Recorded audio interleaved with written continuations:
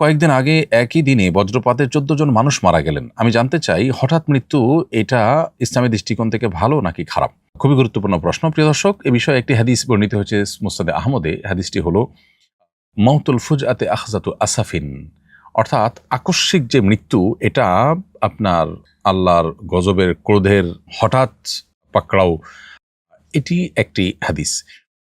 এর বাইরে আরেকটা হাদিস আছে, নবী সাল্লাল্লাহু আলাইহি সাল্লাম একবার একটা দেয়ালের কাছাকাছি ছিলেন, দেয়ালটা যে কোনো মুহূর্তে পড়ে যাবে এরকম একটা অবস্থা ছিল। নবী সাল্লাল্লাহু আলাইহি ওয়াসাল্লাম তখন সরে এসেছেন এবং বলেছেন যে আমি এই আকস্মিক মৃত্যু থেকে বাঁচতে চাই এবং পানা চাই। কারণ হলো এর ফলে মৃত্যুর আগে যে ওসিয়ত করার সুযোগ থাকে সেটি থেকে বঞ্চিত হয় মানুষ, এবং এর ফলে মৃত্যুর আগে তওবা করার, ইস্তেগফার করার যে সুযোগ থাকে সেটা থেকে মানুষ বঞ্চিত হয়। এজন্য এটা আমি চাই না।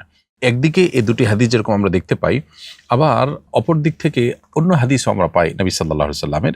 সেটি হলো যে তিনি এই আকস্মিক মৃত্যুকে এটিকে বলেছেন যে যদি নেককারের জন্য হয় তাহলে সেটা তার জন্য কল্যাণের। কারণ হলো আকস্মিক মৃত্যুর মাধ্যমে তিনি অনেকটা সারপ্রাইজড হয়ে জান্নাতি নেয়ামতের মধ্যে চলে গেলেন। কারণ তিনি যদি জান্নাতি হয়ে থাকেন তাহলে দুনিয়ার এই জঞ্জাল থেকে মুহূর্তে তিনি মৃত্যুবরণের মধ্য দিয়ে জান্নাতের নেয়ামতের উপযোগিতা অর্জন করলেন। এটি তার জন্য পজিটিভ এবং ভালো। আর যদি কেউ গুনাহগার হয়, জাহান্নামী হয়, কাফির ফাসিক হয়, তাহলে সেক্ষেত্রে তার জন্য আকস্মিক মৃত্যুটা খারাপ, বিকজ তার এটা দুনিয়া যেটুকু নেয়ামত ছিল সেটুকু তার বিচ্ছিন্ন হয়ে গেল। তো এই জন্য আকস্মিক মৃত্যুকে মৌলিকভাবে খারাপ বলার কোনো কারণ নাই। যদিও যে হাদিসটি আমরা দেখেছি যে মাউতুল ফুজআতে আখযাতু আসাফিন বলা হয়েছে, প্রথম যে হাদিসটা আমরা উল্লেখ করেছি সেটা মূলত কাফির এবং ফাসিক তাদের জন্য প্রযোজ্য, এবং খারাপ মানুষদের জন্য এটি প্রযোজ্য, বিশেষ করে যাদের তওবা নাই, ইস্তেগফার নাই, আল্লাহর কাছে যাওয়ার জন্য প্রস্তুতি নেই, এবং যাদের মধ্যে ঈমান নাই, নেক আমল নাই, তাদের জন্য এটি প্রযোজ্য। বাট নেককার, মুত্তাকি, পরহেজগার যদি থাকেন তাহলে সেক্ষেত্রে তার জন্য এটি মন্দ কোনো কিছু নয়। তাছাড়া আল্লাহর অনেক নেককার বান্দা, অনেক প্রিয় বান্দা যারা হঠাৎ মৃত্যুর মুখোমুখি হয়েছে, তো এর মাধ্যমে মানুষের অন্তত ভালো মন্দ নিরূপণ করা যায় না। হ্যাঁ, এটা ঠিক যে মানুষ কিছু জিনিস করে যেতে চায়, হঠাৎ মৃত্যুতে সে সুযোগটা থাকে না, যেটি পরের হাদিস দ্বারা জানা গেল। এই জন্য যদি কারো সুযোগ থাকে হঠাৎ মৃত্যু এড়ানোর, তো অবশ্যই তিনি সেই চেষ্টাটা করবেন, করা উচিত। যদি হয় কারো হঠাৎ মৃত্যু, তিনি নেককার হলে সেটি তার জন্য ইনশাআল্লাহ ভালো বিষয় হিসাবে আবির্ভূত হবে। আর বদকার হলে তো ভিন্ন কথা। আল্লাহ তাআলা আমাদেরকে ভালো মৃত্যু এবং নেককার মৃত্যু নসিব করুন। বজ্রপাত হওয়ার সময় করণীয় কি? এ সময় করণীয় বিশেষ কোনো আমল আছে কি? বজ্রপাতে প্রায় সময় আমরা শুনতে পাই অনেক মানুষের প্রাণহানি ঘটে, অনেক বিপদের কথা আমরা শুনতে পাই, অনেক দুর্ঘটনার কথা আমরা শুনতে পাই। বজ্রপাতের সময় একজন ইমানদারের দুটি করণীয়ের কথা আমরা বলবো। প্রথম করণীয় হলো সর্বোচ্চ সতর্ক থাকা, যাতে করে তিনি কোনো বিপদের মুখোমুখি না হন, আকস্মিক মৃত্যুর মুখোমুখি যেন না হন।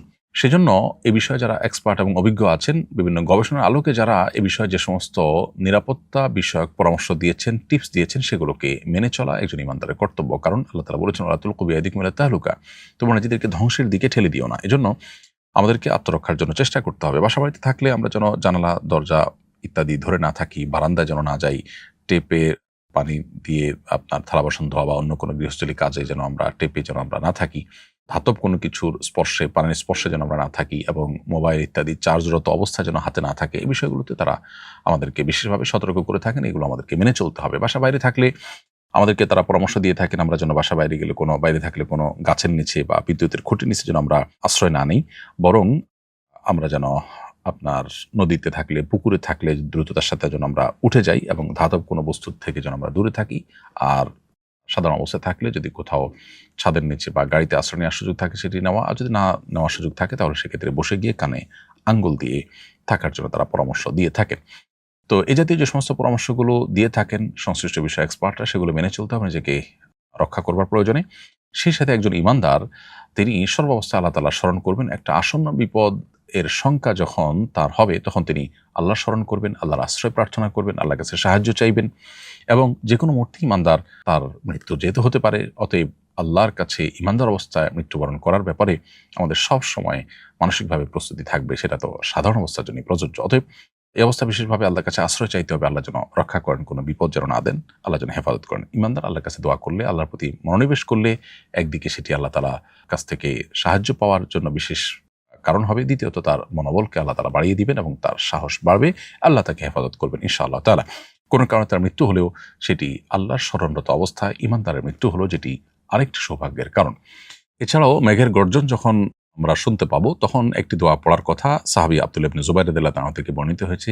ইমাম বুখারী রাহিমাহুল্লাহ আল আদাবুল মুফরাদে এটি উল্লেখ করেছেন। তিনি মূলত একটি তাসবিহ আল্লাহর পবিত্রতা জ্ঞাপন করতেন। যখন মেঘের গর্জন শোনা যেত, অন্য কথাবার্তা বন্ধ করে আল্লাহর দিকে মনোনিবেশ করে তিনি বলতেন, সুবহানাল্লাযী ইউসাব্বিহুর রাউদু বিহামদিহি ওয়াল মালাইকাতু মিন খিফাতিহি।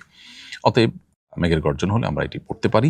এর বাইরে আল্লাহ তাআলার কাছে সাধারণ অবস্থাতে যে কোনো আসন্ন বিপদ থেকে বাঁচার জন্য আমরা সর্বোচ্চ সচেষ্ট থাকব। এরপরে প্রশ্ন হলো, কুপ্রবৃত্তি নিয়ন্ত্রণ করার উপায় কি? কুপ্রবৃত্তি নিয়ন্ত্রণ করবার জন্য আমাদেরকে নিজের বিরুদ্ধে নিজের সংগ্রাম চালাতে হবে। অর্থাৎ নিজের নফস বা আমার প্রবৃত্তি কোনো কিছু চাইলেই সেটা আমি করব, ব্যাপারটা সেরকম না। যদি সেটি নিষিদ্ধ হয়, হারাম হয়, তাহলে সেটা থেকে বেঁচে থাকার জন্য আত্মসংগ্রাম চালাতে হবে, মনের বিরুদ্ধে চলার চেষ্টা করতে হবে। এক্ষেত্রে আমাদের জন্য সবচেয়ে বড় বাধা হলো শয়তানের ওয়াসওয়াসা এবং শয়তানের ফাঁদগুলো।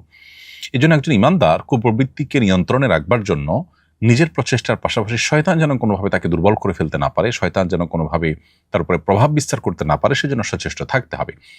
যে সমস্ত গুনাহগুলোর ব্যাপারে শরীয়ত আমাদেরকে সতর্ক করেছে, কোরআন হাদিস আমাদেরকে সতর্ক করেছে, যে গুনাহগুলোর সাথে শয়তানের কোনোভাবে লিঙ্ক প্রমাণিত হয়, সেগুলো থেকে বেঁচে থাকার সর্বোচ্চ চেষ্টা করতে হবে। দৈনন্দিন জীবনে সুন্নাহর অনুসরণ এবং কোরআন হাদিস নিষিদ্ধ বিষয়গুলো থেকে বেঁচে থাকা, স্পেশালি আপনার মিউজিক, তারপরে আপনার হারাম উপার্জন, তারপর শয়তানের বিচরণ ক্ষেত্রগুলোতে বিচরণ বা শয়তানের নির্দেশিত পথে পথ চলা, এবং যৌনতা সংশ্লিষ্ট যে গুনাহগুলো আছে সেগুলোতে লিপ্ত হওয়া, বিকৃতিতে লিপ্ত হওয়া, এগুলো শয়তানের মাদাখেল বা শয়তান মানুষের ভিতরে প্রভাব বিস্তার করার যে উপায়গুলো আছে সেগুলোর মধ্যে থেকে অন্যতম। এই জন্য এই বিষয়গুলো থেকে বিশেষভাবে বেঁচে থাকার জন্য সচেষ্ট আমাদেরকে থাকতে হবে ইনশাআল্লাহ। তাহলে নিজের কুপ্রবৃত্তিকে আমরা নিয়ন্ত্রণ করতে পারবো। সেই সাথে আল্লাহ তাআলার কাছে দোয়া করতে হবে। নবী সাল্লাল্লাহু আলাইহি ওয়াসাল্লাম বিভিন্ন রকমের দোয়া আমাদেরকে শিখিয়েছেন।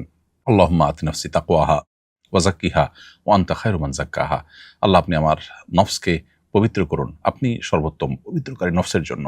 এছাড়া নবী সাল্লাল্লাহু আলাইহি ওয়াসাল্লাম দোয়া শিখিয়েছেন আমাদেরকে, আল্লাহুম্মা আলহিমনি রুশদি, আল্লাহ আমার নফসকে, আমার প্রবৃত্তিকে ভালো কাজে চলার জন্য আপনি পথনির্দেশ করুন, এবং ওয়ালা তাকিলনি ইলা নাফসি তারফাতা আইন, আল্লাহ আমার নিজের প্রতি, অন্য আরেকটা দোয়ার অংশ এটি, ওয়ালা তাকিলনি ইলা নাফসি তারফাতা আইন, আল্লাহ আমার নিজের নফসের কুপ্রবৃত্তির গোলাম যেন আমি না হই, সে যেন তার কথা মতো যেন একটা মুহূর্ত আমি না চলি, বরং কুপ্রবৃত্তি বা খারাপ মনোবাসনা যেটি, এটি থেকে যেন আমি বেঁচে থাকতে পারি। সেজন্য নবী সাল্লাল্লাহু আলাইহি ওয়াসাল্লামের শেখানো যাবতীয় দোয়াগুলো আমরা আল্লাহর কাছে নিবেদন করবো ইনশাআল্লাহ তাআলা।